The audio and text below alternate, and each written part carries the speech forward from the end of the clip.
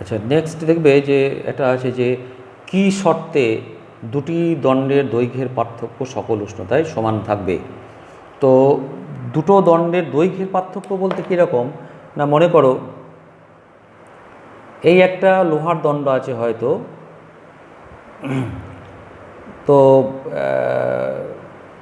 এটার দৈর্ঘ্য হয়তো L1, এর গুণাঙ্ক কত α1। আরেকটা অন্য মেটেরিয়ালে আছে তার দৈর্ঘ্যটা হয়তো L2, আর প্রসারণ গুণাঙ্ক কত α2। এখন এদের দৈর্ঘ্যের পার্থক্য কত না, এই জায়গাটা হচ্ছে দৈর্ঘ্যের পার্থক্য কত না L2 মাইনাস L1। এদের দুটো দণ্ড উপাদান আলাদা, দুটো দণ্ডের দুটোই উপাদান আলাদা, দৈর্ঘ্যও আলাদা, তাই তাদের একটা ইনিশিয়ালি দৈর্ঘ্যের পার্থক্য রয়েছে। বলছে আমরা যদি উষ্ণতা বাড়াই তাহলেও কিন্তু বা কমাই, এই দৈর্ঘ্যের পার্থক্যটা সবসময় সমান থাকবে। এটা সম্ভব হবে কী করে? মনে করো এই যতটা বাড়লো, এ হয়তো 1 সেন্টিমিটার বাড়লো, তাহলে একে কতটা বাড়তে হবে? 1 সেন্টিমিটার বাড়তে হবে। তাহলে কি এখনও এদের মধ্যে দৈর্ঘ্যের পার্থক্য কত থাকবে? L2 মাইনাস L1, অর্থাৎ দুটি দণ্ডের দৈর্ঘ্যের প্রসারণটা সবসময় সমান হতে হবে। কারণ আমরা জানি যে টি যদি উষ্ণতা বাড়ানো হয়, T2 মাইনাস T1 কি বলেছি, টি ডিগ্রি যদি উষ্ণতা বাড়ানো হয় তাহলে দৈর্ঘ্যের প্রসারণ কতটা হয় না, দৈর্ঘ্যের প্রসারণ এর প্রথম দণ্ডের দৈর্ঘ্যের প্রসারণ হবে L1 α1 L1 α1 T। আর দ্বিতীয় দণ্ডের দৈর্ঘ্যের প্রসারণ কত না, আমরা বলেছি দৈর্ঘ্য প্রসারণের ফর্মুলাটা কি L2 মাইনাস L1 প্রাথমিক ইন্টু গুণাঙ্ক ইন্টু উষ্ণতা বৃদ্ধি। তাহলে এটার ক্ষেত্রে কী হবে? L2 α2 T। তাহলে কি দাঁড়ালো না, এটা সম্ভব হবে L1 α1 is equal two L2 α2, বা L1 by L2 is equal to α2 by α1, অর্থাৎ ব্যস্তানুপাতিক। কীরকম ব্যাপারটা? যার দৈর্ঘ্য বেশি তার প্রসারণ গুণাঙ্কটা কম হতে হবে, আর যেটা ছোট দৈর্ঘ্যের ছিল তার প্রসারণ গুণাঙ্কটা বেশি হতে হবে। তবে এটা আমাদের সব উষ্ণতায় এবং সেই সম্পর্ক নিয়ে থাকতে হবে, তাহলেই সব উষ্ণতাতে তাদের দৈর্ঘ্যের পার্থক্য সমান থাকবে। এই নিয়ে কিছু অঙ্ক পড়ে, তুমি একটা বিষয় খেয়াল করবে। দেখো এই যে সমীকরণটা রয়েছে, L1 বড় কখন বলতে পারবো? যদি α1টা ছোট হয়। অর্থাৎ আমাদের বললো দুটো দণ্ডের দৈর্ঘ্যের পার্থক্য সব উষ্ণতাতেই 10 সেন্টিমিটার। কী বললো? সব উষ্ণতাতেই হচ্ছে 10 সেন্টিমিটার থাকবে। এগুলো এ একটা দণ্ড, তার দৈর্ঘ্য হচ্ছে জানি না, আর বি একটা দণ্ড, তারও দৈর্ঘ্যটা জানি না, কিন্তু তার প্রসারণ গুণাঙ্ক এর হয়তো বলে দিয়েছে 12 × 10⁻⁶, এর হয়তো বলে দিয়েছে 18 × 10⁻⁶, 18 × 10⁻⁶, 18 এটা বলে দিয়েছে। তো আমরা প্রথমেই একটা ধারণা করতে হবে, তোমার কি মনে হবে যে কোনটা বড় হবে? এ বড় হবে না বি বড় হবে? না, ডেফিনেটলি যে দুটোর গুণফল L1 α1 গুণফলটা যদি সমান হতে হয়, তাহলে যার প্রসারণ গুণাঙ্ক কম তার দৈর্ঘ্যটা বেশি হতে হবে। তাহলে এর দৈর্ঘ্যটা যদি LA ধরি আর এর দৈর্ঘ্যটা যদি LB ধরি, তাহলে definitely LA should be greater than LB। তাহলে আমরা একটা ইকুয়েশন কি পাবো না, LA minus LB is equal two 10 লিখবো, not LB minus LA। LA minus, এটা দেখে আমি বুঝে গেলাম কে বড় হবে। LA মাইনাস LB একটা 10 হয়ে গেল, আরেকটা হবে LA ইন্টু 12 × 10⁻⁶ সমান LB is equal two LB into 18 × 10⁻⁶। এটা কেটে গেল, এটা 2 LA সমান কত? 3 LB। এই যে জিনিস তুমি পেলে এখান থেকে, এই সমীকরণটা আর এখানে এই সমীকরণ, এই দুটো সমীকরণকে ব্যবহার করে তুমি LA LB বার করতে পারবে। এই টাইপের অঙ্ক দেওয়া হবে, করবে। আচ্ছা, এখানে দেখো আরও প্রশ্ন দেওয়া আছে যে একটি লোহার দণ্ড একটি বৃত্তাকার বলয়ের ব্যাস বরাবর যুক্ত। এটা লোহার বৃত্তাকার একটা রিং, আর এটাও লোহার তৈরি। বলছে যে সংস্থাটাকে পুরো উত্তপ্ত করা হয়েছে, তাহলে বলছে এটা কি বৃত্তাকার থাকবে? একটা ভাবনা কীরকম, যদি দেখো যে ব্যাসটা বেড়ে গেছে তাহলে তেবড়ে যাবে একটু, বা কমে গেছে তাহলেও তেবড়ে যাবে। তো এটা কি বৃত্তাকার থাকবে? থাকতে গেলে আমাদের কীভাবে এটা প্রমাণ করতে হবে, যে কি হলে পরে বলতে পারবো যে না বৃত্তাকারই থাকবে। দেখো লোহার দণ্ডটার ব্যাস কত না আমরা একটা ধরে নিলাম এল বা 2r, আর পরিধি কত হবে 2r ইন্টু পাই, তার মানে পাই এল, ব্যাস যা হবে তার পাই গুণ হবে পরিধি। তাহলে পরিধি বাই ব্যাসটা কত হচ্ছে পাই এল বাই এল, পাই একবারে ধ্রুবক, এটা 22/7 এটা হয়। এবার মনে করছো উষ্ণতা তুমি টি ডিগ্রি বাড়িয়ে দিলে, তো বাড়িয়ে দিলে কি হবে, তোমার কে বাড়বে, পরিধিটাও বাড়বে আবার ব্যাসটাও বাড়বে। তা ব্যাসটার দৈর্ঘ্য কত হবে না এল, আচ্ছা L1 is equal two L into 1 plus alpha টি, কারণ প্রাথমিক দৈর্ঘ্য 1 প্লাস আলফা টি হয়েছে, টি ডিগ্রি উষ্ণতা বাড়ানো হয়েছে। আর পরিধি কত হবে না তার প্রাথমিক দৈর্ঘ্য, পরিধিটার লেন্থ কত ছিল 2 পাই এল ছিল, তাহলে এখন কত হচ্ছে পাই এল ইন্টু 1 পাই এল ইন্টু 1 প্লাস আলফা টি, ঠিক আছে। তাহলে কি হচ্ছে না আমরা যদি এটাকে আবার পরিধি ব্যাস করলাম, পরিধিটা লিখলাম পরিবর্তিত পরিধি, পরিবর্তিত দৈর্ঘ্য, পাই হয়ে গেল, তাহলে বৃত্তাকারই থাকবে এটা। তো এরপরে আরেকটা এটা প্রশ্নের উত্তর, আর এখান থেকে আবার অঙ্ক আছে যে একটা ধাতব স্কেল, আমরা স্কেলগুলো যখন আঁকি,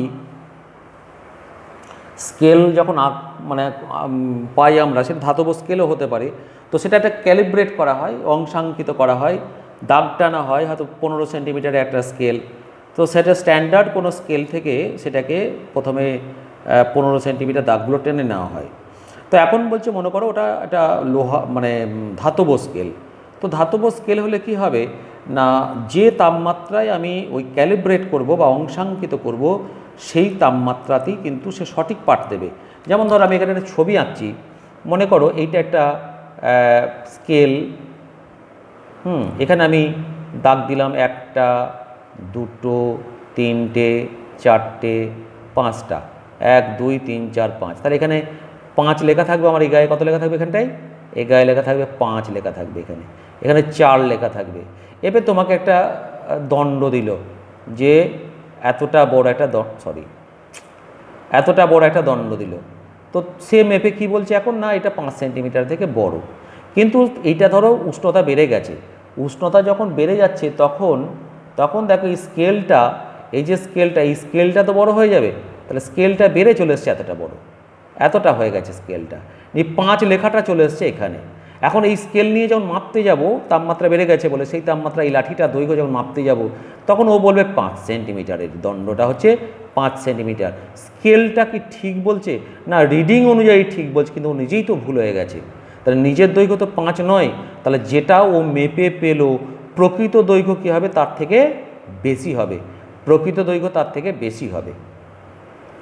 তো সেই জন্যে এখানে আমাদের সবসময় বলা হবে যে এর প্রকৃত দৈর্ঘ্য কত হবে না 5টা মেপে বলছে, স্কেল বলছে 5 পেয়েছি, ও পেয়েছে বলেই বলছে যে 5 সেন্টিমিটার, তাহলে এটাকে বলা হচ্ছে স্কেল দ্বারা অঙ্কগুলো এরকম থাকবে যে একটা স্কেল 20 ডিগ্রি সেন্টিগ্রেড তাপমাত্রাতে ক্যালিব্রেট করা আছে বা অংশাঙ্কিত করা আছে, এরপরে বলছে ওই স্কেলটা দিয়ে 40 ডিগ্রি সেন্টিগ্রেড তাপমাত্রায় একটা কাঠের দণ্ড মেপে সে পেল 5 সেন্টিমিটার, তাহলে কাঠের দণ্ডটির প্রকৃত দৈর্ঘ্য কত হবে। তুমি কি লিখবে না প্রকৃত দৈর্ঘ্যটা কিন্তু 5-এর থেকে বেশি, সেই জন্য প্রকৃত দৈর্ঘ্য সবসময় হয় L2টা, L2 ইজ ইকুয়াল টু কী হবে L1 প্রাথমিক দৈর্ঘ্য ইন্টু 1 প্লাস আলফাটি, এই আলফাটা কার, এই আলফাটা হচ্ছে স্কেলটার, তাহলে L2টা কত, L2 বার করতে হবে, L1 কত 5 সেন্টিমিটার মেপে পেয়েছে যেটা সেটা L1 ইন্টু 1 প্লাস মনে করো সেটা পিতলের স্কেল, তাহলে 18 10⁻⁻⁶, আর উষ্ণতা 40 ডিগ্রি, 20 থেকে 40 মানে বেড়েছে কত 20, অর্থাৎ এই যেটা পেলে এই ক্যালকুলেশন করে যেটা পাওয়া যাবে সেটা হবে সঠিক তার দৈর্ঘ্য। এবারে উষ্ণতা বললো যে 0 ডিগ্রিতে মেপেছে, 20তে সঠিক পাঠ দেয়, 0তে মেপে পেলো 5, তুমি এই ফরম্যাট একই রকম রাখবে, শুধুমাত্র এই যে টিটা তখন কী হয়ে যাবে মাইনাস হয়ে যাবে, কেন না আগেরটা ছিল 40 - 20, এখন কী হবে উষ্ণতা পরিবর্তন 0 - 20, সুতরাং এটা মাইনাস এসে যাবে, সুতরাং এবং তুমি যে মানটা পাবে সেটা সঠিক তার মেজারমেন্ট হবে। সুতরাং স্কেলের অঙ্ক কিছু দেওয়া হবে, তুমি এই ফর্মুলা ব্যবহার করে সবসময় একটা কথা মনে রাখবে, যেটা স্কেল মেপে যেটা পাচ্ছে সেটা L1, আর প্রকৃত দৈর্ঘ্য যেটা হবে সেটা হবে L2 হবে। উষ্ণতা কমে গেলে ডেফিনেটলি টিটা মাইনাস হবে, এখানে যে টি রয়েছে এই টিটা মাইনাস হয়ে যাবে, তখন ডিফারেন্সটা মাইনাস বেরোবে, ব্যাস এটুকুই। এরপরে তুমি দেখো এখানে একটা অঙ্ক করা আছে, এটা তুমি দেখবে প্রথমে। এটা যেটা করা আছে যে এই অঙ্কটা তোমার বইয়ে দেওয়া আছে, আমি ওখানে একটা ছবি তুলে দিয়ে দেবো। প্রথমে এটা দেখবে, না বুঝতে পারলে তারপরে আমি আবার এটাকে বলবো যে কীরকম, মানে এটা অ্যাকচুয়ালি মূল ব্যাপারটা হচ্ছে তুমি এটা মাধ্যমিকে পড়েছিলে যে মনে করে এরকম একটা দ্বিধাতব পাত আছে যে দুটোকে রিভেট করা আছে, নে আলফা 1 আলফা 2 আছে, হ্যাঁ তাদের প্রসারণ গুণাঙ্কটা দুজনেই দৈর্ঘ্য এল। এখন যদি মনে করো নিচেটা লোহা হয়, ওপরটা যদি ধরো অ্যালুমিনিয়াম হয়, তো দেখা যাবে যে হয়তো অ্যালুমিনিয়াম বেশি বাড়ে, পিতল হয়, পিতল ওপরটা পিতল আছে, নিচেটা লোহা আছে, পিতল 18 এর 12। তাহলে এখন উত্তপ্ত করলে কি হবে না, দুজনের প্রসারণ সমান হবে না, পিতলটা বেশি বাড়বে এর কম বাড়বে, তাহলে বাড়লে পরে কী হবে, এটা কার্ভ হয়ে যাবে, হ্যাঁ উষ্ণতা কমালে উল্টো দিকে কার্ভ হয়ে যাবে। এটা তুমি পড়েছিলে, এখান থেকেই অঙ্ক দেওয়া আছে এই রেডিয়াস অফ কার্ভেচারটা কত হবে এটা নির্ণয় করতে হবে। তো তুমি অঙ্কটা আমি পাঠিয়ে দেবো, তুমি দেখে নিয়ে এটা প্রথমে বোঝার চেষ্টা করবে। নেক্সট তুমি দেখো,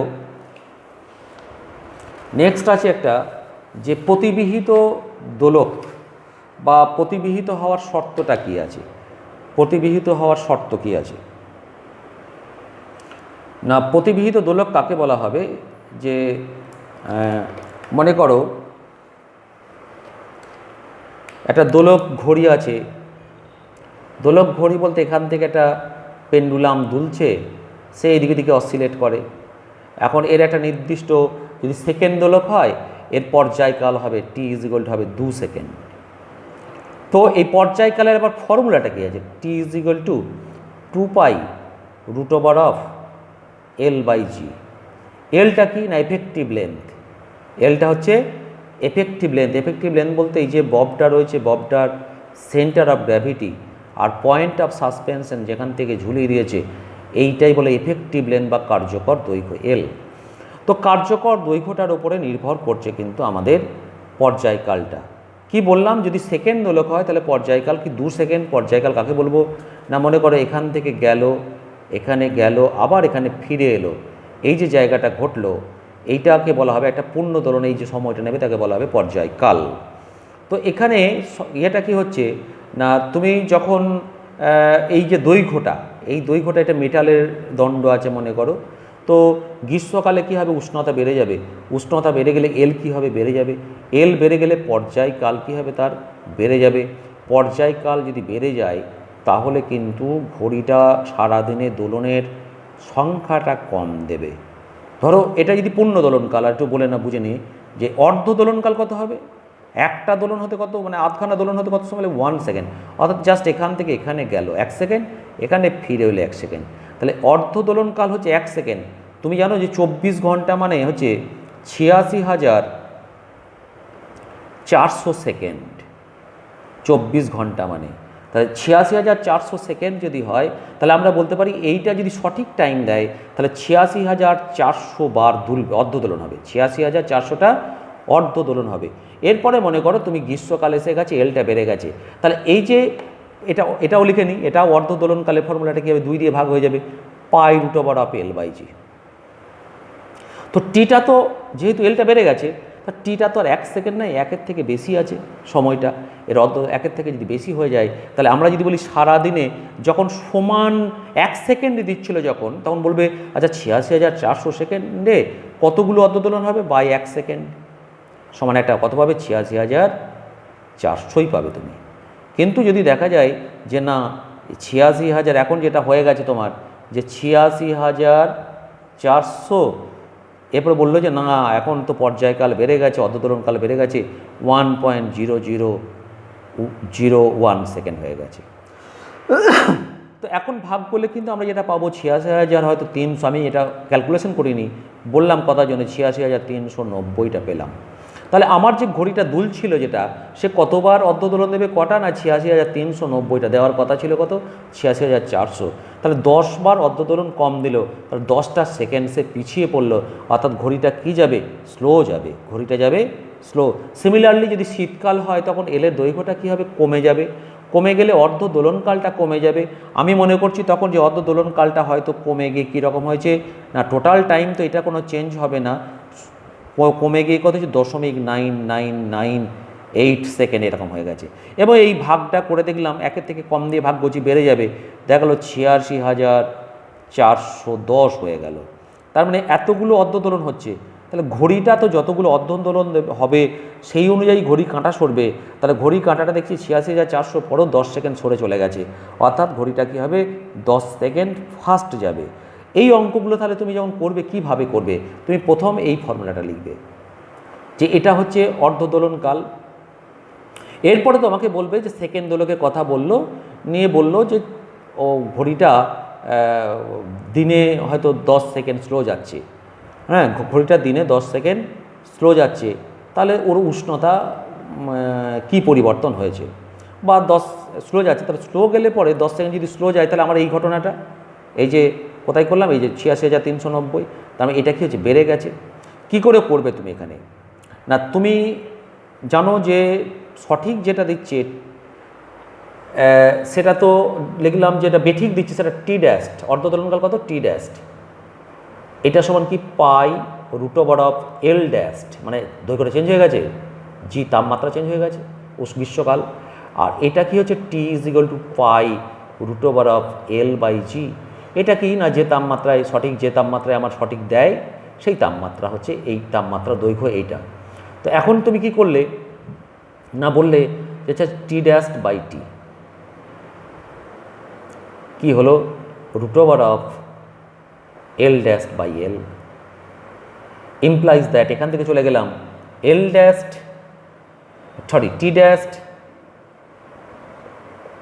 ড্যাস্ট বাই টি,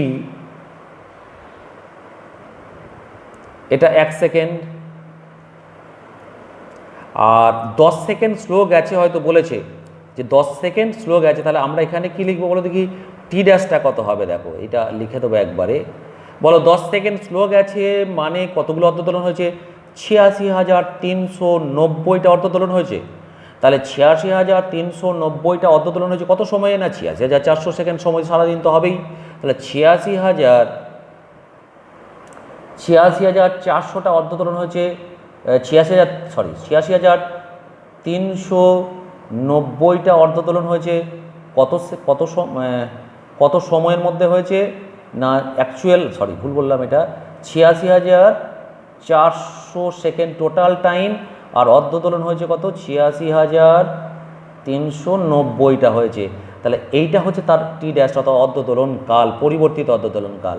আর এখানে কি আসবে না, তুমি যেটা পেয়েছিলে দেখো L ড্যাস্ট বাই L, তাহলে সেখানে এইটা লেখা হয়ে গেলো, টি ড্যাস্ট বাই টিটা লেখা হয়ে গেল, L ড্যাশের জায়গায় কি লিখবে √ওভার থাকবে, L ড্যাশের জায়গায় L × 1 + আলফা টি বাই এই টিটা কিন্তু থিটাও লিখতে পারো, কারণ এটা উষ্ণতা, এটা সময়ের নয়, এটা উষ্ণতার টি, তুমি থিটাও এটা ব্যবহার করার চল আছে, বাই L কেটে গেল।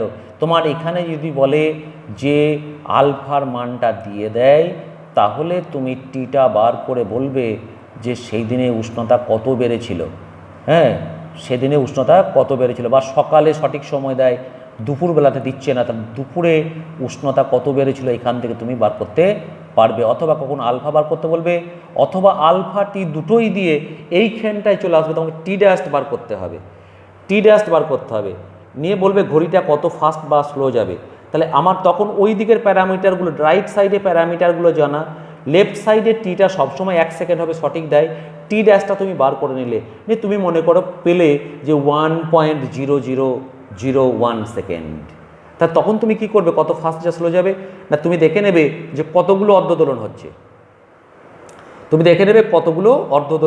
অর্থাৎ কী করবে 86,400 সেকেন্ডকে 1.001 দিয়ে ডিভাইড করে দেবে, নিয়ে দেখলে কতগুলো অর্ধদোলন হলো, তুমি দেখলে 86,385টা হলো, তুমি সঙ্গে সঙ্গে বলবে ওটা 86,385 হয়েছে, অর্থাৎ 15 সেকেন্ড ঘড়িটা স্লো যাবে। এই রকম অঙ্ক থাকবে, এই অঙ্ক আমি দেব, তোমার দেখবে একটা বোধহয় সম্ভবত জেরক্সে একটা করাও আছে, সেটা দেখে খানিকটা বোঝার চেষ্টা করো। আর প্রতিবিহিত দোলক যেটা বলা হয়েছে, প্রতিবিহিত দোলকের কথাটা বলতে গিয়ে আর বলা হয়নি, প্রতিবিহিত দোলকের ব্যাপারটা হচ্ছে যে ওই একই রকম, এই যে একটা মানে দোলক যদি থাকে, তাহলে এই যে শীতে এবং গ্রীষ্মকালে তুমি দেখলে যে উষ্ণতার পরিবর্তনের সঙ্গে সঙ্গে তার দোলনকালের পরিবর্তন ঘটে যাচ্ছে, তখন বলছে এটা এই থেকে বিহিত করা যাবে কি করে, না তখন কি করলো না আগে যেটা আমরা করেছি এটা দুটো ধাতু ব্যবহার করা হলো, এই একটা দণ্ড এলো এখান থেকে গেল, এই একটা দণ্ড এইখানে পিণ্ডটা রাখা হলো ববটাকে, তাহলে এফেক্টিভ লেন্থ কোনটা, এইটা হচ্ছে এফেক্টিভ লেন্থ, তার এই লেন্থটা হচ্ছে এফেক্টিভ লেন্থ। বলেছিলাম যে ওখান থেকে পয়েন্ট অফ সাসপেনশন থেকে এই যে দূরত্ব যেটা হবে ভারকেন্দ্রে সেটাই হচ্ছে এফেক্টিভ লেন্থ। বলছে এই লেন্থ একই রাখতে হবে, তাহলে কি হবে বলো দেখি, না মনে করলাম এই যে দণ্ডটা একটা মেটেরিয়ালে, এই দণ্ডটা আলাদা মেটেরিয়ালে, তাহলে যখন বাড়বে এও যতটা বাড়লো এও ততটা যদি বাড়ে তাহলে আমাদের জিনিসটা কি হলো, এটি একটা ঝুটে গেল কিন্তু এই দৈর্ঘ্যটা একই থেকে গেল। অর্থাৎ আমরা আগে যেটা করেছি এর দৈর্ঘ্য মানে L1 আলফা 1t সমান L2, এটা যদি L1 হয় এটা আলফা 1 হয়, যদি L2 হয় এটা আলফা 2 হয়, তাহলে L1 আলফা 1 সমান L2 আলফা 2 হলেই এই এফেক্টিভ দৈর্ঘ্যটা একই থাকবে, তখন এই দোলকটাকে বলা হবে প্রতিবিহিত দোলক। এটুকুই বললাম। আর অঙ্ক কিছু পাঠাবো সেটা করে নেবে। আর ওই আলফা বিটা গামার মধ্যে যে রিলেশনটা তোমরা এখন অ্যালজেব্রিক মেথডেও করতে পারো ক্যালকুলাস শেখার আগে পর্যন্ত, তবে ক্যালকুলাস শিখে গেলে ওটাই সহজ লাগবে এবং ওটা ছোটও হবে, তাড়াতাড়ি হবে, কোনো বেশি কথা কোনো বলার দরকার নেই ওখানে, সেই জন্য সেটা করা আছে, তোমরা অবশ্যই তখন পরে শিখে নিয়ে ওটাতেই করবে, এখন আপাতত এই মেথডে করো। আর শেষের দিকে বই যদি থাকে দেখবে শেষের দিকে কয়েকটি প্রশ্নের আলোচনা আছে, সেগুলো একটু পড়ে নেবে। আর আমি এখান থেকে অঙ্ক পাঠিয়ে দিচ্ছি, বেশি অঙ্ক দেবো না, কয়েকটা অঙ্ক দেবো, সেগুলো যেন করে নিও। রাখছি।